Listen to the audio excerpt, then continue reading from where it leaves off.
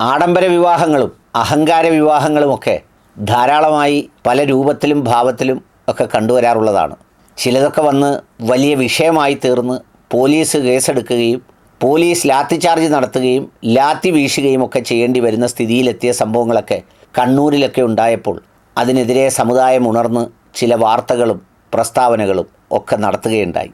പക്ഷേ അതൊക്കെ തന്നെയും വെറുതെ വൃഥാവിലായ ചില സംഗതികളെന്നുള്ളതിനപ്പുറത്ത് ഒരു മാറ്റവും ഇത്തരം അഹങ്കാരവും ആഡംബരവും കാണിക്കുന്ന ആളുകളുടെ മേൽ ഉണ്ടാക്കാൻ കഴിയില്ല എന്നതാണൊരു സത്യം.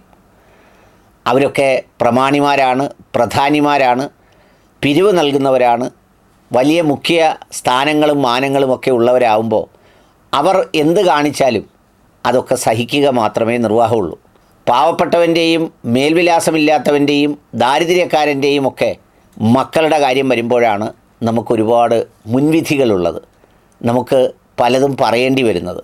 പിന്നെ അങ്ങനെയുള്ളവരെയൊക്കെ മരണപ്പെട്ടാൽ പോലും ചില ജമാഅത്തുകളിലൊക്കെ അടക്കുന്നതിന് പ്രയാസമുണ്ട്, അതിന് പ്രത്യേകമായ കാശ് നോട്ടുകെട്ട് നൽകേണ്ടതുണ്ട്, ഇത്തരം കാര്യങ്ങളൊക്കെ ഉള്ളത്.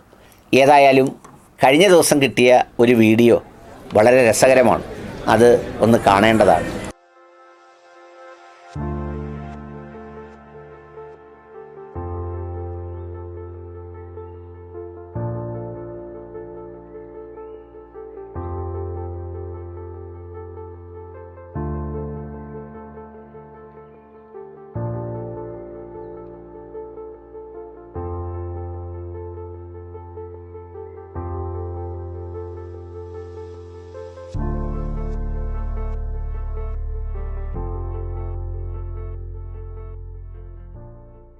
ഉത്തമ സമുദായത്തിലെ ഉത്തമ ശ്രേഷ്ഠകളായ വനിതാരത്നങ്ങൾ തലയിൽ തുണിയൊക്കെ ഇട്ട് വളരെ അതബോടും മര്യാദയോടും കൂടി കൈയടിച്ച് പാട്ട് പാടിക്കൊണ്ട് ഒരു വധുവിനെ വിവാഹവേദിയിലേക്ക് ആനയിക്കുകയാണ്.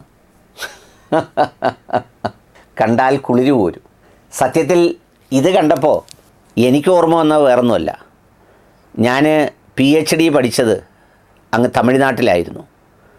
എൻ്റെ PhD പൂർത്തിയാവുന്നതിന് തൊട്ട് മുമ്പ് എൻ്റെ ഗൈഡ് മരണപ്പെട്ടു.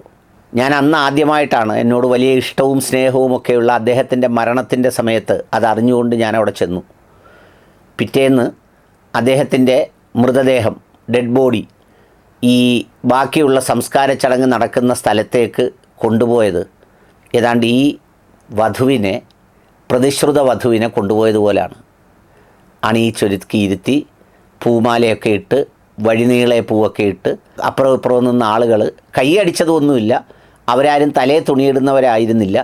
അവരിങ്ങനെയാണ് മൃതദേഹത്തെ ദഹിപ്പിക്കാനായി അല്ലെങ്കിൽ സംസ്കരിക്കാനായി കൊണ്ടുപോയത്. സത്യത്തിൽ ഈ കൊണ്ടുപോകുന്നത് കണ്ടപ്പോൾ പ്രവാചകൻ നിർബന്ധമാക്കിയ ഒരു സുന്നത്ത് പൂർത്തിയാകുന്നതിന് വേണ്ടി വളരെ അതബോടെയും മര്യാദയോടെയും ജീവിതമാകുന്ന നമുക്കൊട്ടും ഉത്തരം കിട്ടാത്ത ചില സമസ്യകൾ ചേർന്ന് സങ്കീർണമായ ഒരു പ്രക്രിയയിലേക്ക് ആരംഭിക്കുന്ന ജീവിതം തുടങ്ങുന്നതിന് ഇതുപോലെ തന്നെയാണ് ഒരുക്കിക്കൊണ്ടു പോകേണ്ടത്.